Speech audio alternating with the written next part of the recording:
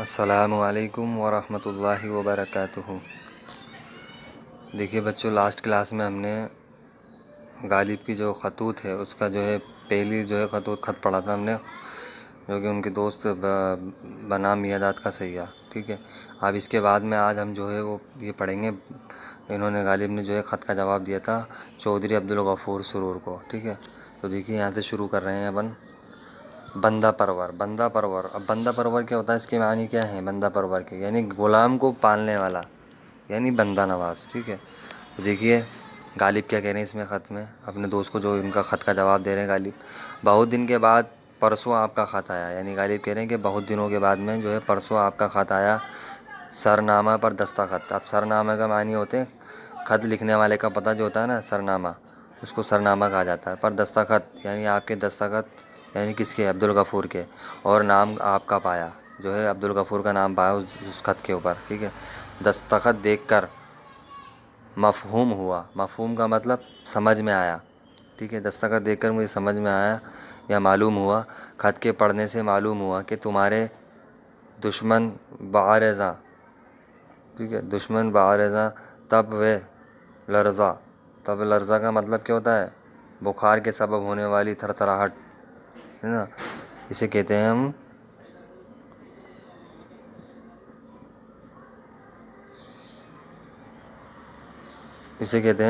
تب لرزا، ٹھیک ہے، نذور ہے۔ اللہ اللہ ضعاف کی شدت کے خط لکھنے سے معذور ہیں، جو ہے پھر اس بخار کی شدت کی وجہ سے جو ہے میں خط لکھنے پر مجبور ہوا، ٹھیک ہے، مجبور ہوں۔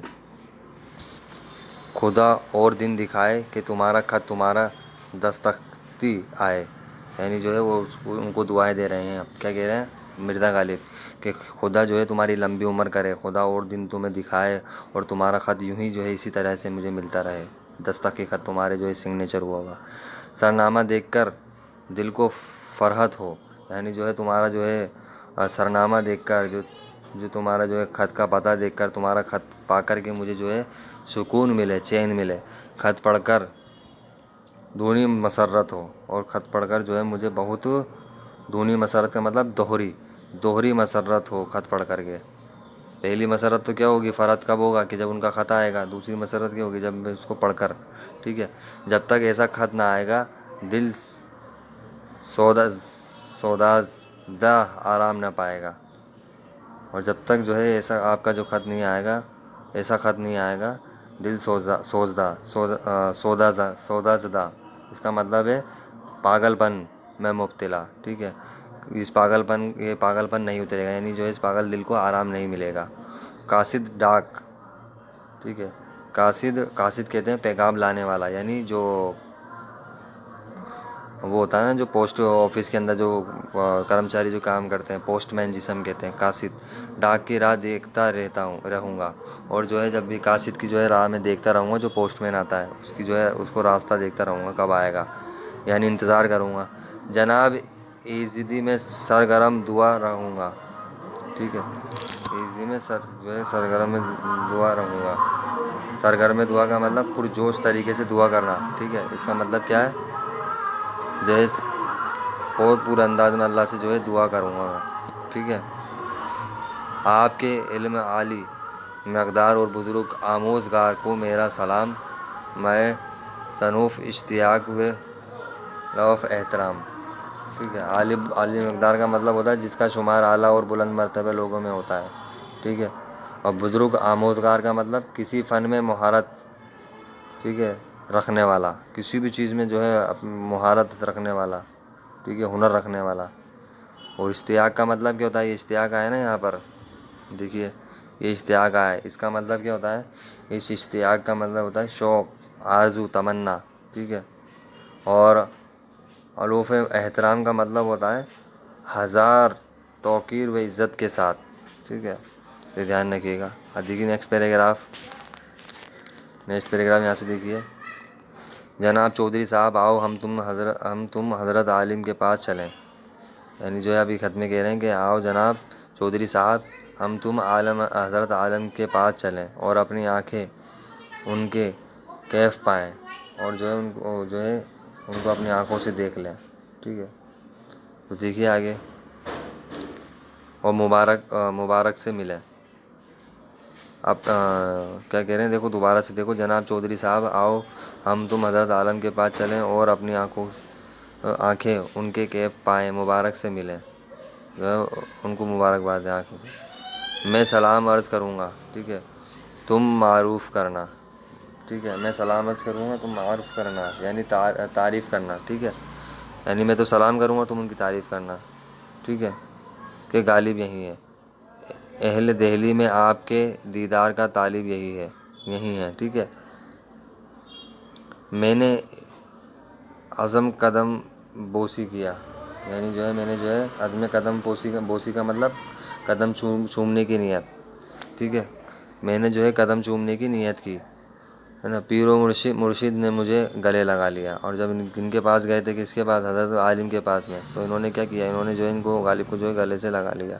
فرماتے ہیں کہ غالب تو اچھا ہے، میں عرض کرتا ہوں کہ الحمدللہ، حضرت کا مزاج مقدس کیسا ہے، یعنی آپ غالب پوچھ رہے ہیں کہ حضرت اللہ کا شکر ہے، الحمدللہ، تمام تعریف صلی اللہ کے لیے ہیں، آپ بتائیے آپ کا مزاج کیسا ہے۔ ارشاد ہوا، یعنی انہوں نے فرمایا حضرت عالم نے کہ مولوی سید برکات حسین تیری بہت تعریف کرتے رہتے ہیں جناب، یہ ان کی خوبیاں ہیں، ٹھیک ہے۔ اب یہ ان کے بارے میں کہہ رہے ہیں غالب، جو ان کی تعریف کرتے ہیں نا، وہ کہہ رہے ہیں کہ جناب یہ تو ان کی خوبیاں ہیں، ایسا نہیں ہو جیسا وہ کہتے ہیں، کاش وہ میری رنجوری کا حال کہتے، ٹھیک ہے، کاش وہ میری رنجوری کا حال کہتے، یعنی میرا پورا جو ہے صحیح حال بتاتے، ٹھیک ہے۔ آگے دیکھیے، ضعف کعبہ، ضعف کعبہ، ضعف کعبہ، کعبہ کا معنی دماغی کمزوری، ضعف کعبہ وہ اس میں حلال کہتے تاکہ میں ان کے کلام کی تصدیق کرتا، ٹھیک ہے، تصدیق کا مطلب صداقت، یعنی سچی تاکید کرنا، اور عزم حلال کا مطلب افسردگی، سستی کرتا، ٹھیک ہے، ان کی غمخواری اور دردمند نوازی کا دم بھرتا۔ اب دیکھو یہ شعر کہہ کر کے بتا رہے ہیں، درکشا کش زعغم نگسل دار و ازتن این کے من نمے میرا ہم زنا تو این حاست، یہ شعر کہہ کر کے انہوں نے بتایا۔ آگے دیکھیے، حضرت نے میری گرفتاری کا نیا رنگ نکالا، بوستان خیال کے دیکھنے کا دانہ ڈالا، دانہ ڈالنا جو ہے محاورہ ہے، یعنی پٹانا، جو انہوں نے ان کو جو ہے اپنی باتوں میں پھنسانا چاہا۔ مجھ میں تو اتنی طاقت پرواز کہاں کہ بلا سے اگر پھنس جاؤں، دام پر گر کے دانہ زمین پر اٹھاؤں۔ حضرت سچ تو یہ یوں ہے کہ تمہارے روزگار نے مجھ کو گھیر لیا ہے، سانس نہیں لے سکتا ہے، یہ غالب بتا کتنا تنگ کر دیا ہے، ہر بات سو طرح سے خیال میں آئی، پر دل نے کسی طرح تسلی نہ پائی۔ اب دو باتیں سوچتا ہوں، ایک تو یہ کہ جب تک جیتا ہوں یوں ہی رویا کروں گا، غالب کہہ رہے ہیں کہ جب تک میں زندہ ہوں جب تک میں روتا رہوں گا اپنی حالت کے اوپر۔ دوسری یہ کہ آخر ایک نہ ایک دن مروں گا، یہ تو سب کو پتا ہے کہ ایک نہ ایک دن مروں گا، غالب بھی کہہ رہے ہیں کہ ایک نہ ایک دن جو ہے میں مروں گا۔ یہ صغرا و قبرا دلکش، یہ صغرا اور قبرا، صغرا کسے کہتے ہیں، چھوٹی لڑکی، اور قبرا بہت بڑی، ٹھیک ہے، دھیان رکھیے گا، چھوٹی لڑکی کو صغرا کہتے ہیں اور بڑی لڑکی بہت بڑی کو کہتے ہیں قبرا، ٹھیک ہے۔ دل نشین ہے، نتیجہ اس کا تسکین ہے حمایت، ٹھیک ہے، دل نشین کا مطلب ہے دل میں بیٹھنے والا، دل پر اثر کرنے والی، اور تسکین کا مطلب آرام، اور ہیات کا مطلب افسوس، ٹھیک ہے، ہیات کا مطلب کیا ہوتا ہے، افسوس کرنا۔ اب دیکھو پھر انہوں نے جو ہے شعر کہا، منحصر مرنے پہ ہوں جس کی امید نا امید اس کی دیکھا چاہیے، یعنی جو ہے غالب کہہ رہے ہیں کہ میں مرنے والا ہوں اور مجھے پتہ نہیں کہ وہ کون سی امید ہے، لیکن جو ہے یہ امید جو ہے ختم نہیں ہوتی اور میں یہ دیکھتا رہتا ہوں۔ اے حضرت شاہ عالم صاحب میرا سلام لیجئے، کاغذ باقی نہیں رہا، اپنے سب بھائیوں کو میں میرو زیر علی صاحب میرا سلام کہہ دیجئے گا، ٹھیک ہے۔ تو یہ غزل تھی غالب کی، ٹھیک ہے۔ اب دیکھیے سوال جواب، دیکھیے آپ کو کہاں تک سوال جواب کرنے ہیں، دیکھیے ویسے تو سارے ہی سوال آپ کو کرنے ہیں، ٹھیک ہے۔ تو دیکھیے سوال جواب کے اندر آپ سب سے پہلا سوال ہے، غالب کے پاس کس کا قطع پہنچا تھا، غالب کے پاس کس کا قطع پہنچا تھا، تو غالب کے پاس میں جو ہے آغا غلام حسین خان کا قطع پہنچا تھا، دھیان رکھیے گا۔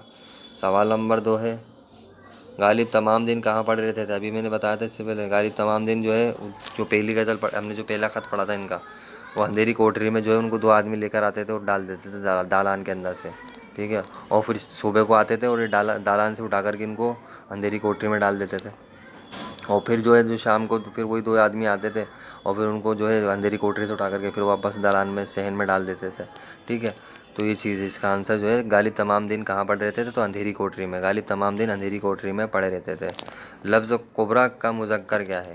لفظ کبریٰ کا مذکر کیا ہے؟ لفظ کبریٰ کا مذکر ہے کبیر، دھیان رکھیے گا، ٹھیک ہے۔ لفظ احترام کے مترادف الفاظ لکھیے۔ اب مترادف کا مطلب ہوتا ہے پریائے واچی، تو پریائے واچی لفظ لکھنا ہے ہمیں، اس کا مطلب ہوتا ہے پریائے واچی، ٹھیک ہے، مترادف کا مطلب۔ تو احترام کے مترادف الفاظ کیا ہوں گے؟ عزت، ادب، اکرام، ٹھیک ہے۔ تو لفظ احترام کے مترادف عزت، ادب، اکرام ہے، ٹھیک ہے۔ سوال نمبر 5 دیکھیے، دانہ ڈالنا محاورے کا مطلب لکھتے ہوئے اسے اپنے جملوں میں استعمال کیجیے۔ تو دانہ ڈالنے کا مطلب بتایا تھا میں نے، پٹانا، پھنسانا، ٹھیک ہے۔ اب اس کو جملوں میں استعمال کرنا ہے، یعنی جو ہے سینٹینس بنانا ہے اس کا۔ آپ نے جو ہے دانہ ڈالا تو محاورہ لکھ دیا، اس کے نیچے مطلب لکھنا ہے، مطلب لکھ کر کے پھر آپ مطلب میں کیا لکھیں گے؟ پٹانا یا پھنسانا۔ اب مطلب میں آپ نے لکھ دیا پٹانا یا پھنسانا، اب اس کے بعد میں آپ کیا کریں گے؟ اس کے بعد میں آپ کریں گے جو ہے جملوں میں استعمال۔ تو جملوں میں استعمال کریں گے آپ، میں اپنے ناراض دوست کو دانہ ڈالنے میں کامیاب ہو گیا، ٹھیک ہے۔ اسی طریقے سوال نمبر 6 ہے غالب نے کن کن شعراء کی غزلیں دھری تھی؟ ہم نے جو ہے پہلی غزل میں پڑھا تھا کن کن جو ہے شعراء کی غزل پڑھی، میاں داد کا سیاح، میر ابراہیم علی خان بہادر، میر عالم خان بہادر اور حکیم میر احمد حسین کی غزلیں ایک جگہ دھری تھی، ٹھیک ہے۔ اس کے بعد میں سوال نمبر 7 ہے غالب کی سوانح حیات لکھتے ہوئے ان کی مکتوب نگاری کی خوبیاں بیان کیجیے، یعنی انہوں نے مکتوب نگاری کی، ان میں کیا کیا خوبیاں تھیں، ٹھیک ہے، اور ان کی حالات زندگی کے بارے میں بتانا ہے، کب پیدا ہوئے، کہاں پیدا ہوئے، ان کے والد کا نام کیا تھا، والدہ کا نام کیا تھا، والد کے انتقال کے بعد ان کی پرورش کس نے کی۔ تو آپ کو میں نے بتایا تھا ساتھ، آپ ویڈیو دیکھیے گا، آپ کو پتہ چل جائے گا، یوٹیوب پر جو آپ کو ویڈیو اپلوڈ کی گئی ہے مرزا غالب کی سوانح حیات کی، آپ اس پہ دیکھ لینا، ٹھیک ہے۔ اور اس کے بعد میں آخری جو کوشچن ہے، ویری امپورٹنٹ کوشچن ہے، دھیان رکھیے گا یہ والا، غالب کے قد بنام میاں داد کا سیاح کا خلاصہ لکھو۔ تو آپ کو اس کا خلاصہ لکھنا ہے، ٹھیک ہے۔ آپ کو یہ سارے سوال یہاں تک کرنے ہیں، ٹھیک ہے۔ اپنا خیال رکھیے گا، اللہ حافظ، السلام علیکم ورحمۃ اللہ وبرکاتہ۔